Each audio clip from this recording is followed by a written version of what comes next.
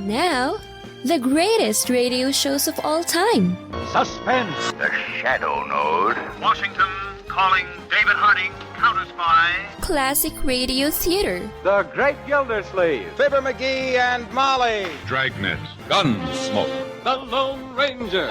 Now, step back into a time machine with your host, Wyatt Cox. Good evening, friends of the Inner Sanctum.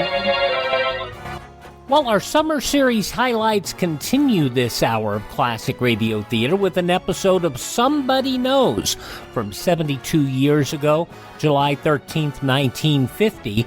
It is about a murder case unsolved, the Mary Agnes Kabiska Murder. This was the summer replacement series for Suspense for the summer of 1950. Thank you for tuning in on this Wednesday, and you know what that means. This is the 13th day of July, 194th day of the year, 171 days remaining. The draft riots protesting unfair conscription in the Civil War began on this date in 1863 in New York City. P.T. Barnum's American Museum, which had featured Tom Thumb and the original Siamese twins, destroyed by fire in 1865. The Hollywood sign, officially dedicated in the hills above Hollywood, California, on this date in 1923. It originally led Hollywoodland. The four last letters dropped after renovation in 1949. The Battle of Kursk, the largest tank battle in history, involving some 6,000 tanks, 2 million troops, 4,000 aircraft, ended in German defeat on this date in 1943. Alexander Butterfield revealing the existence of the Nixon tapes to the Special Senate Committee investigating Watergate on this date in 1973. Back in 1977, a 25-hour blackout hit New York City, engendering widespread rioting and looting. Several New Yorkers in the area right here are directing traffic in Midtown Manhattan. I guess it was their lifelong fantasy. It has now come true as they're directing traffic 54th and 6th. It's most interesting to see people keep the traffic flowing. We remind you, if you're directing traffic, make sure you've got a good, strong flashlight with you. It's a very generous and kind thing to try to do. Police will probably be replacing you as quickly as is possible. If you're wondering when was the last time this was happening, it was November the 9th, 1965. That was when we had the last blackout. November the 9th, 1965 was the day of the Great Blackout. We understand that some store window models have been stolen. That's obviously for those who were out on the street and they couldn't find a girl. I don't know why they would steal store models. I have no idea if Ron Lundy was last seen going down 54th with a mom. But this is true, and we would say this. The looting, the police are being most patient and kind. But that's why Commissioner Cott has urged all off-duty policemen to please report back as quickly as possible. Now, we have just contacted Con Ed. Needless to say, they're really harassed tonight and do not have time to really talk with us. They say, first of all, yes, all 5 boroughs, yes, Westchester. However, there are reports of scattered power coming back on, like in Brooklyn. There is reports of some power coming back on, only briefly, though, in various places like Brooklyn, and to no extent, so do not be misled. Con Ed says that this power outage is going to last for at least several hours. It started at exactly 9:29:30. That was the time of the complete blackout here in Midtown Manhattan. Over 7 million people are without power. And one great thing about the blackout is it equals us all. There ain't none of us different. We will all suffer. We will all sweat. And all of our air at extra dry will fail tonight, I guarantee you, as the air conditioning does not come back on. A WABC disc jockey that you might recognize for his later sports television show, The George Michael's Sports Machine, audio courtesy Wayne Standifer and musicradio77.com. Only neighborhoods in the city that weren't affected were in South Queens, neighborhoods of the Rockaways, which were part of the Long Island Lighting Company system, and the Pratt Institute campus in Brooklyn, which had its own historic power generator. Vice President George Herbert Walker Bush became the first president to become acting president on this date in 1985 when President Reagan underwent surgery to remove polyps from his colon, Bush serving as acting president for about 8 hours. The Live Aid benefit took place in London and Philadelphia on this date in 1985. Good morning, children of the 80s and others. This is your Woodstock, and it's long overdue. Of course, the concert of benefit for world hunger. took place on this date not only in London and Philadelphia, but Sydney and Moscow as well. It was on this date in 2020, after a 5-day search, the body of actress-singer Naya Rivera recovered from Lake Piru in California, where she drowned. Passing away also on this date in history, actor Red Buttons, TV host, disc jockey, had a hit record, Desiderata, Les Crane, businessman George Steinbrenner also passing away on this date, and Glee actor-singer Corey Monteith. This is the birth date of the man who woke people up for a lot of mornings on the Today Show, Dave Garroway, and Bob Crane, fine disc jockey, announcer, and of course, Colonel Hogan on Hogan's Heroes. This is the birth date number 94 of TV announcer Johnny Gilbert, actor Sir Patrick Stewart, 82 today, Harrison Ford, 80 years old, the Byrds, Roger McGuinn is 80 today as well. Actor-comedian Cheech Marin, 76.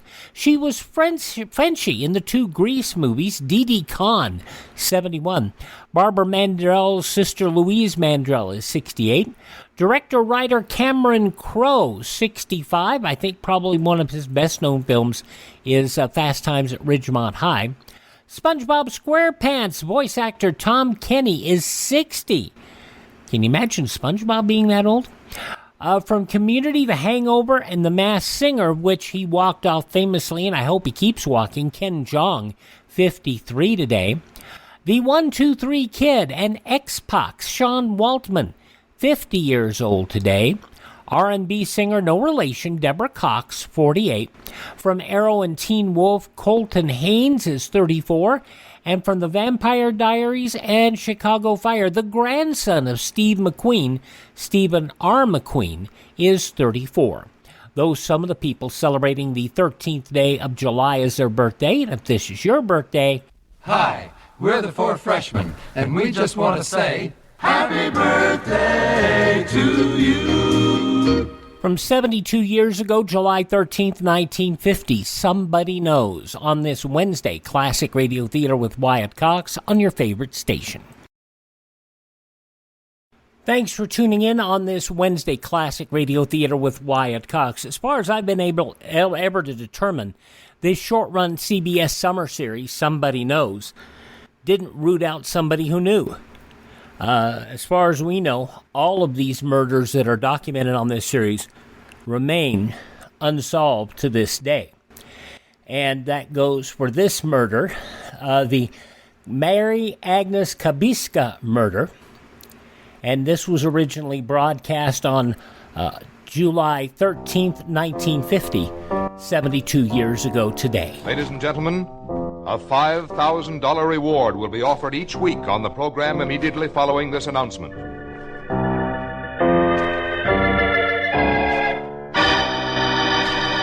You out there, you who think you've committed the perfect crime, the perfect murder, and that there are no clues, no witnesses, that your identity is unknown, listen.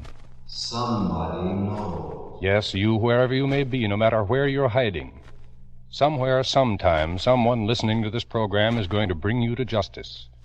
Yes? Somebody knows.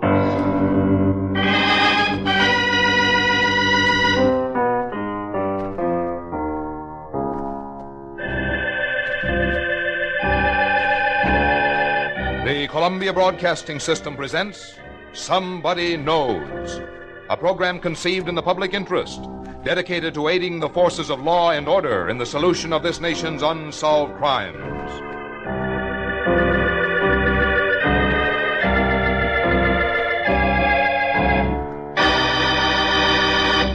Ladies and gentlemen, we're going to recreate for you tonight all the known facts in an actual unsolved murder.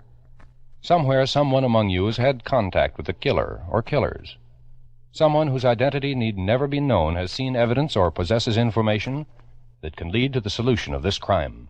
In the public interest, the Columbia Broadcasting System offers a $5,000 reward for information leading to the arrest and conviction of the killer in this unsolved murder. We ask you then to please listen carefully, for you may be the one to win this reward. Somebody knows. It may be you.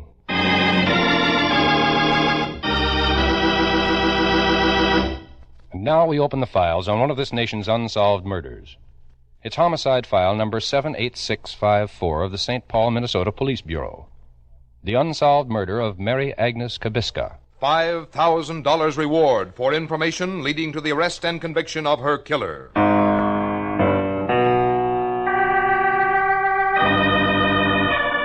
The month is December, the year 1949. In a classroom on the campus of the University of Minnesota at Minneapolis, Dr. Stark R. Hathaway, professor of clinical psychology in the Department of Psychiatry and Neurology, is conducting a seminar with a graduate class. Listen carefully, please, because unknown to him at the time, this has a direct bearing on the case we're bringing to you tonight.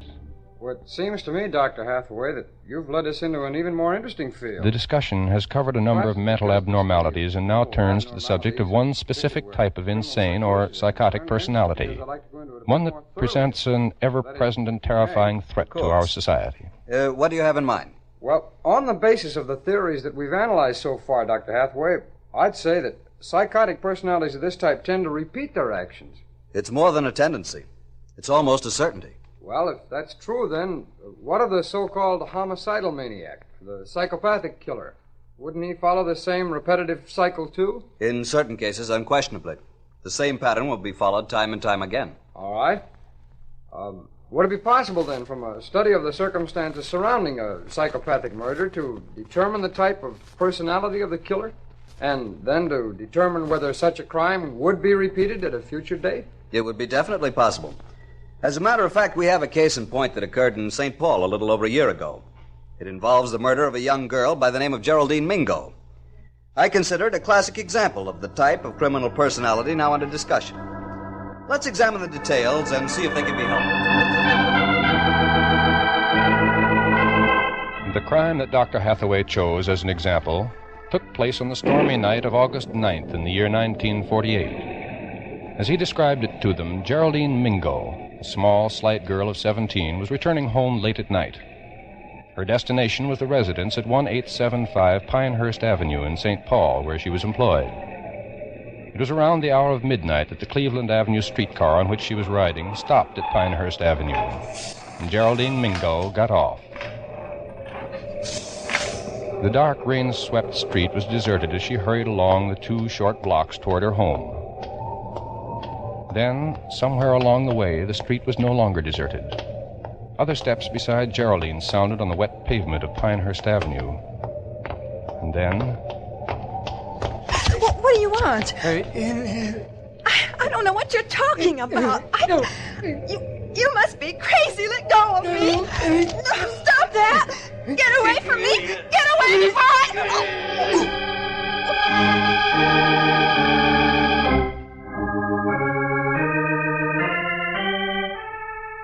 Dr. Hathaway reminded his class that Geraldine Mingo's body was not found until the following morning, in an alley some 3 miles from where the murder had occurred.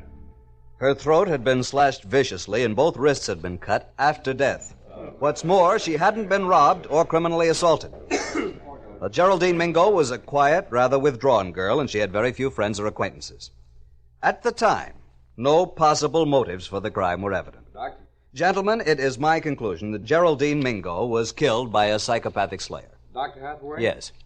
Did the St. Paul police know of your opinion at that time? Yes, they'd call me in for consultation. But the point I wish to make is that a type of homicidal compulsion was involved, which has its classic type of personality.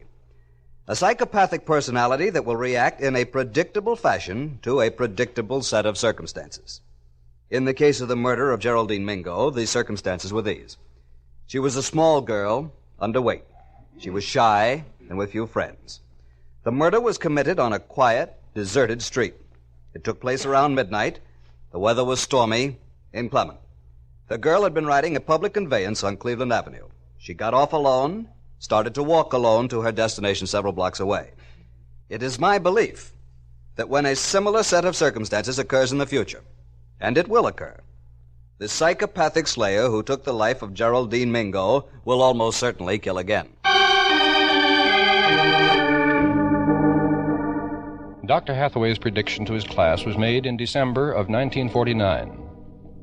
On the evening of January 14th, 1950, a certain set of circumstances begins to form.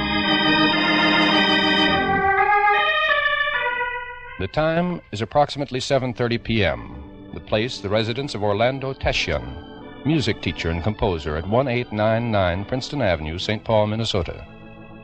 Mary Agnes Kabiska, adopted daughter of Mr. Teshian, is preparing to leave the house. You sure you won't change your mind and go with me, Father? No, Mary, no, not tonight. Not even for a performance of the Ballet Russe? No, not even for that, my dear. I'm afraid my love for the ballet cannot transcend my dislike for this miserable weather we're having. And with this cold of mine... Of course, Father, I understand. Are you certain you wish to go, Mary? To see a performance of the Ballet Russe? You know I couldn't miss that. Yes, I do know. But on such a night as this, and to go alone... sometimes I wish I hadn't catered so to your love of music. Young, pretty girl like you should have more interest in friends, young men. Oh, Father. No, I'm sorry. By all means, go, my dear. Go and enjoy yourself very much. Don't worry, Father, I will. Don't wait up for me. I may be late. Be sure to call me if you're going to be very late, Mary. Of course, I always do. Good night, Father. Good night, my dear.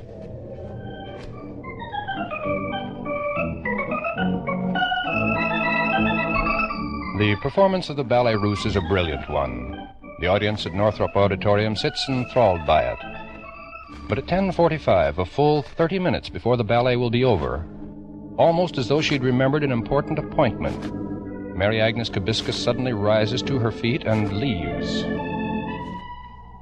At 11:14 p.m. at the corner of University and Pryor Avenues, a bus driven by Ray Milligan of 1022 Cumberland Street, St. Paul, stops to let her aboard. Then it proceeds through the stormy and clement weather along Cleveland Avenue.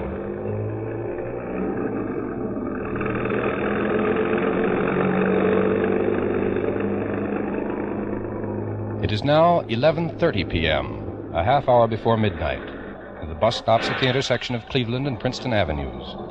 And Mary Agnes Kabiska gets off at the same corner where she'd first taken a bus 4 hours before. And then her small, frail figure starts along the dark, deserted sidewalk toward her home, 2.5 blocks away.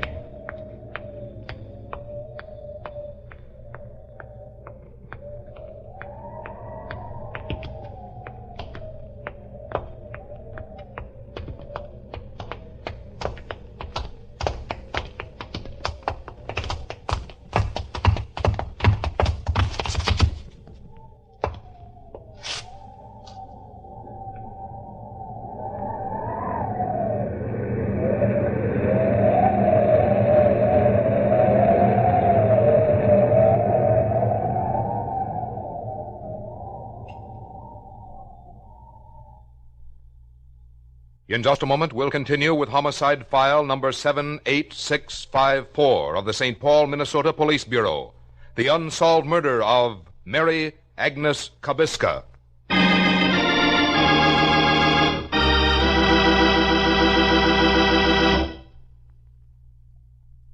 And now, ladies and gentlemen, we'll continue with the rest of the factual information concerning the unsolved murder of Mary Agnes Kabiska. Remember, $5,000 reward will be paid for information leading to the arrest and conviction of her killer.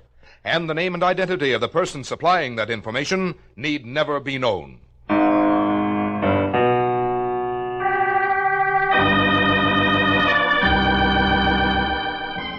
A few minutes after midnight on the morning of Sunday, January 15th, 1950, a call comes into the alarm room of the Police Bureau at 10th and Minnesota Streets in St. Paul.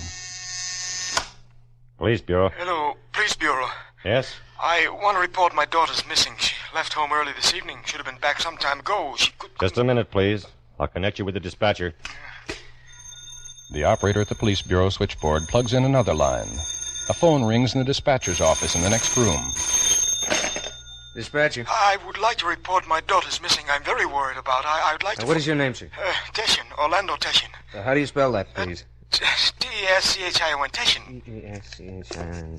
Yes, and your daughter's name? Mary Agnes Kabiska. She's my adopted daughter. She left home early this evening. How do you spell Kabiska, Mr. Teshian? Kabiska, K-A-B-I-S-K-A.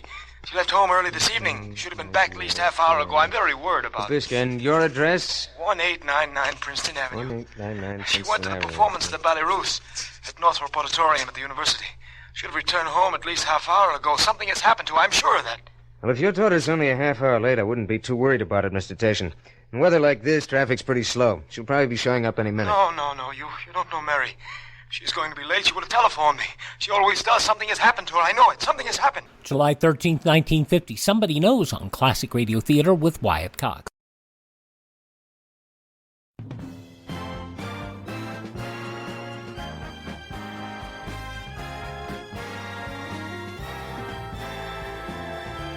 Thank you for tuning in to Classic Radio Theater with Wyatt Cox here on your favorite station.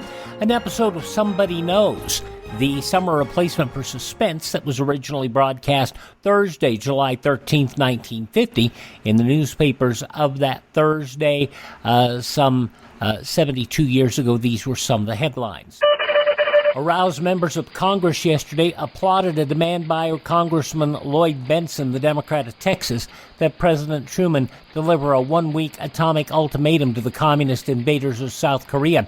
In the Senate, critics attacked the Truman administration for the plight of hard-pressed American soldiers fighting in Korea and demanded to know what happened to the billions Congress has put up for defense. Senator Lyndon Johnson, the Democrat of Texas, urged that all National Guardsmen and paid military reserves be called up immediately to provide 832,000 more men. Meanwhile, outnumbered and outgunned American troops hammered back south of the Kum River, braced for the next North Korean tank-led assault. Frontline reports said the Americans were well placed in new defense positions of their own choosing. Lieutenant General Walton H. Walker placed in command of American troops fighting in Korea yesterday. He replaces Major General William F. Dean, whose new assignment was not immediately announced. Walker with General Patton in Europe, an expert on tank warfare. A series of explosions heard out at sea near the Pacific entrance to the Panama Canal led to reports that the U.S. Navy was dropping depth charges against lurking unidentified submarines. Rear Admiral Edward W. Hansen, commander of the 15th Naval District at Balboa, flatly denied such reports, however. He said the Navy had sighted no unidentified submarines and there was no truth whatsoever in those reports. The Peace Information Center said yesterday 1 million Americans have signed the Stockholm petition to outlaw the atomic bomb, 400,000 since the Korean War started. The center also announced that Emily Greenbalk, the 1946 Nobel Peace Prize winners, was among the signees.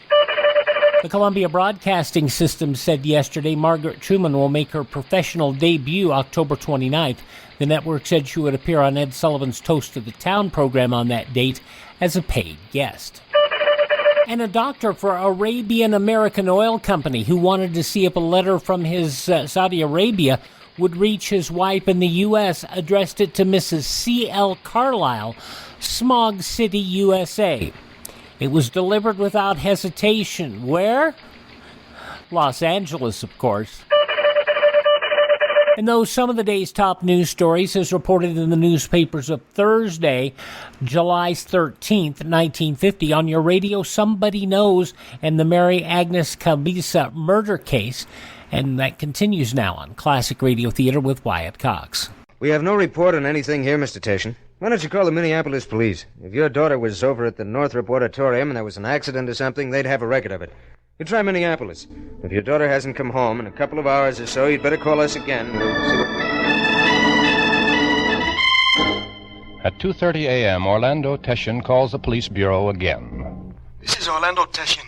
My daughter Mary is still missing. The Minneapolis police don't know anything. I'm positive that Mary has fainted and is lying somewhere. She hasn't been well lately, and you must do something about it. You must. The dispatcher obtains a description of the missing girl and immediately checks all hospitals as well as the Minneapolis police. The calls revealed nothing. Then this Missing Persons Bureau report is broadcast to all cars. To all cars, a missing girl, Mary Kabiska, 28, weight 90 pounds, medium complexion, 5'1", reddish brown hair, blue eyes, wearing a fur coat, white tasseled cap, yellow scarf, blue jacket, and green snowsuit. Left home to attend Ballet Russe at Northrop Hall, University of Minnesota. Has not returned. WPDS. At 3:02 a.m., a squad car is sent to the Teschen home to investigate the situation and check the neighborhood. At 3:55 a.m., the missing persons broadcast is repeated. Then at 8:33 a.m., the dispatcher's phone rings once more. Dispatcher.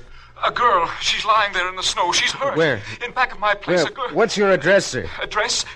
839 Tuscarora Avenue. I was shoveling snow. It piled up pretty deep in my back walk. The one near the alley. And I was... And your name? Name?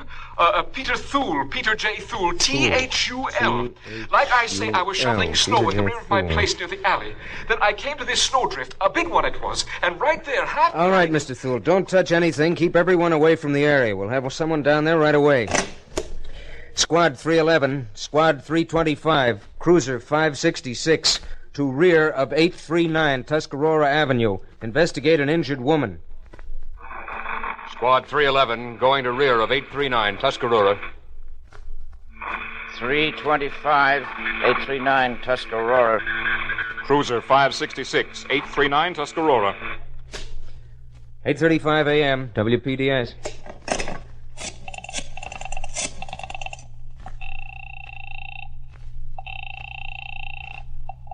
McAuliffe.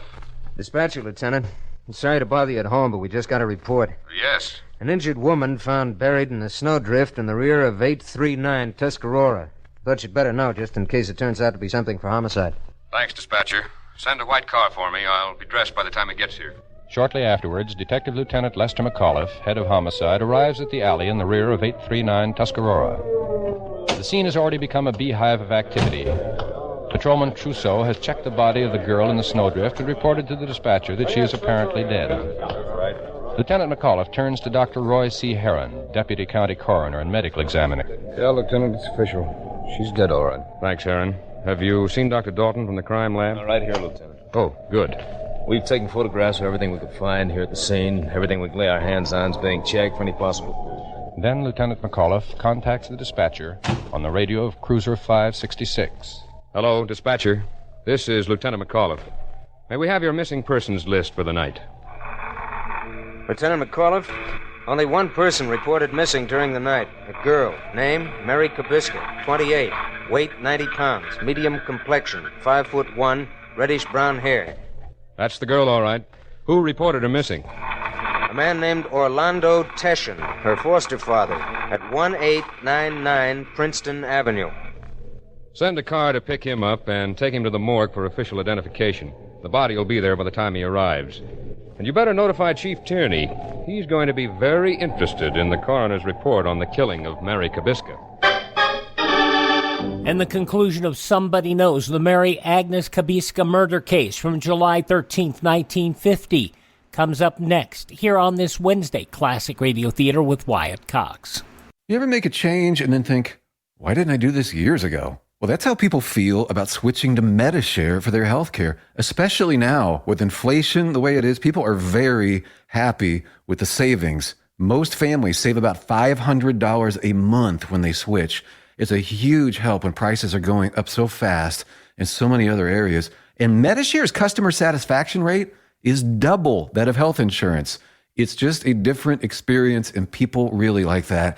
Medishare is an alternative to health insurance. It's a community of Christians who share each other's healthcare bills, and it's been going strong for over 25 years. It really is the gold standard, the most trusted name in healthcare sharing. Find out why people love it, find out why they rave about the customer service, and find out how good it feels to save some money right now. They're super easy to talk to. Here's the number, 833-34-BIBLE. That's 833-34-BIBLE, 833-34-BIBLE. We'll have another summer series from 1950 on Thursday's Classic Radio Theater with Wyatt Cox. The episode entitled A Wanted from July 14th, 1950. Senator Hooper found dead in a car in Michigan, one of the filthiest stories smashed through the newspapers of the nation.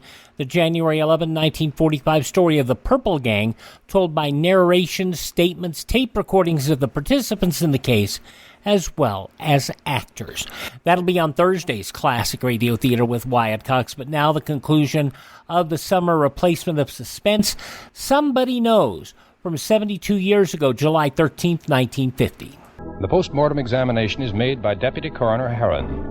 Upon its completion, Lieutenant McAuliffe takes the report to the office of Chief of Police Charles J. Tierney. A number of jagged cuts begin at right side of neck and become deeper as they approach the left. 3 stab wounds penetrate the neck and emerge on the left side below the angle of the jaw. The trachea was severed across. There's a deep cut on the right wrist. No evidence of criminal assault. Well, Chief, does that sound familiar? It certainly does.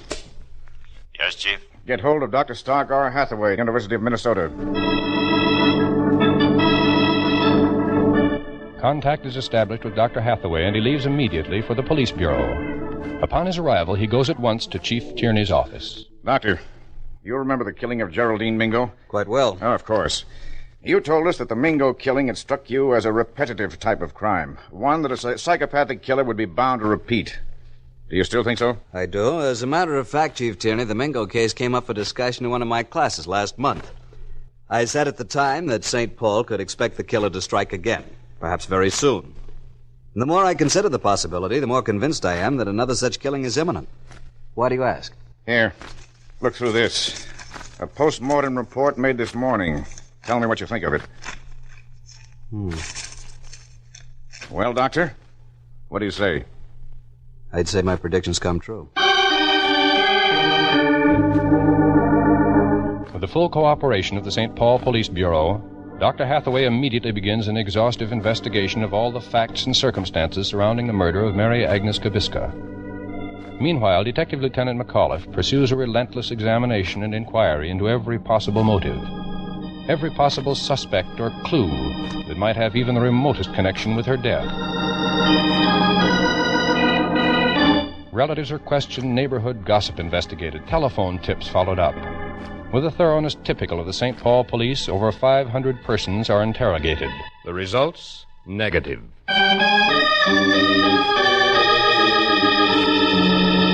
Then, on January 24th, 1950, a conference is held in an office on the campus of the University of Minnesota. Present are Chief of Police Charles J. Tierney, several of his assistants, and Dr. Stark R. Hathaway. Doctor, we're just about licked on this Kabiska killing, unless you've managed to come up with something for us. I've prepared an analysis for you, Chief Tierney, on the similarities and conclusions to be drawn in the Mingo and Kabiska cases. There it is. This? Oh, 28 pages, single-spaced. What's in it? Among other things, 21 points of similarity in the two killings. Similarities that indicate to me the repetitive nature of the crimes and that the killer is a psychopath. You're convinced of that, aren't you? I am, to such an extent that you'll find a description of the killer in that analysis. Description? Not a physical one. A personality analysis that I've been able to make after reviewing the facts in these two cases. I think it gives a pretty clear picture of the man you're after. But it doesn't add a very optimistic note. What do you mean, Doctor? It has led me to the inescapable conclusion that these crimes are not at an end. That the killer may already have become acquainted with his next victim. Oh? That the next victim will again be a waif of a girl. And that she will be stabbed in the neck and her body left in some significant locality, probably an alley. It is impossible to predict what the time interval may be between the killing of Mary Agnes Kabiska and the next victim. But one thing is certain. If he is not caught, this killer may repeat his crimes again and again and again.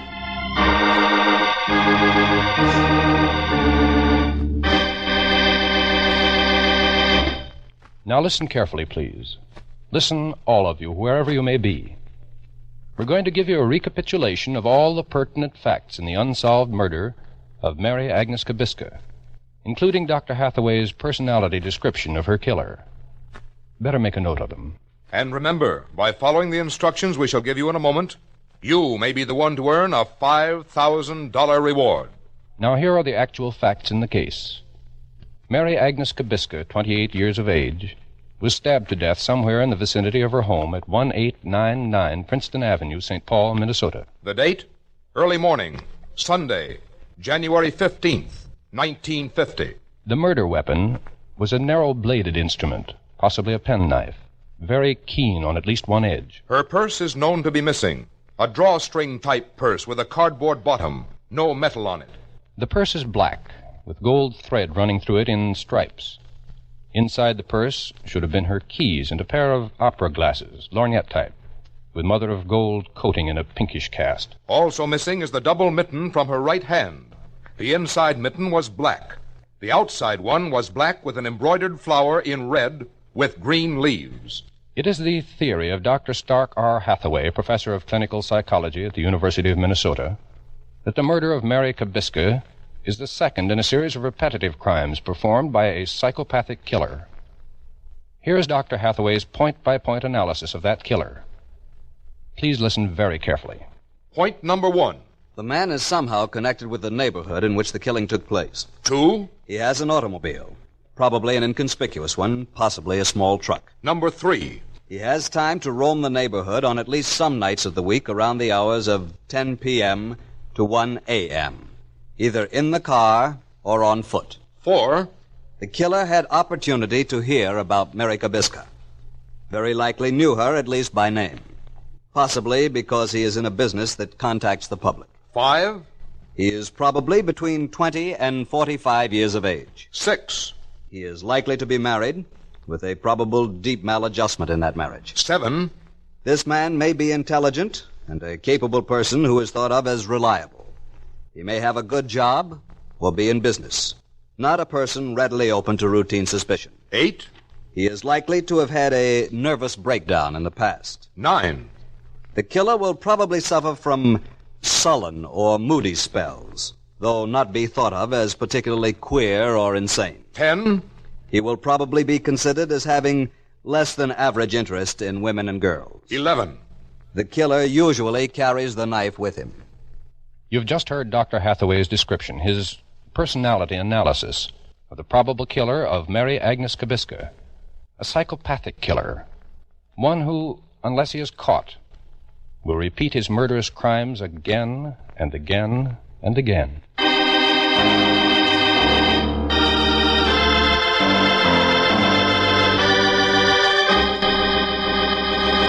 Ladies and gentlemen, if any of you possesses information that may have bearing on the unsolved murder of Mary Agnes Kabiska, follow these instructions so that your name and identity need never be made known unless you wish. Now listen carefully. Write your information on a plain sheet of paper. Do not sign your name. Instead, sign it with 6 numbers, any arrangement of any 6 numbers. Then tear off a blank corner of that paper with a ragged edge. Write the same 6 numbers on that corner and keep it. Mail the rest of the paper with the information to Somebody Knows. Hollywood 28, California. Tell nobody what you have done, and your name will not be revealed by us to anyone, nor will you have to appear in person.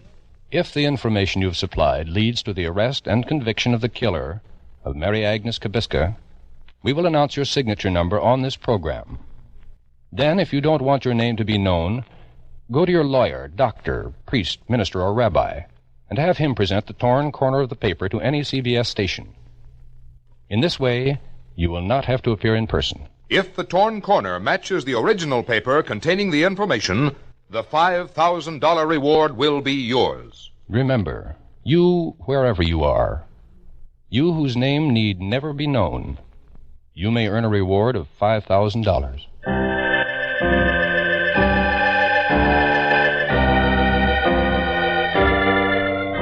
Next week at the same time, we'll present another true case history of unsolved murder. Number 235-1950 in the homicide files of the Philadelphia, Pennsylvania Police Department. The murder of Joseph P. Bohannock.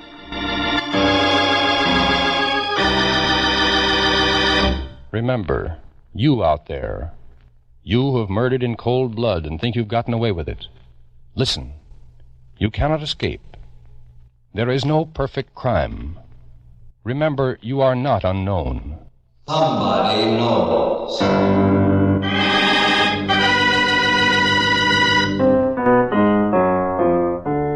Tonight's case was written by Sidney Marshall from information in the files of the St. Paul, Minnesota Police Bureau.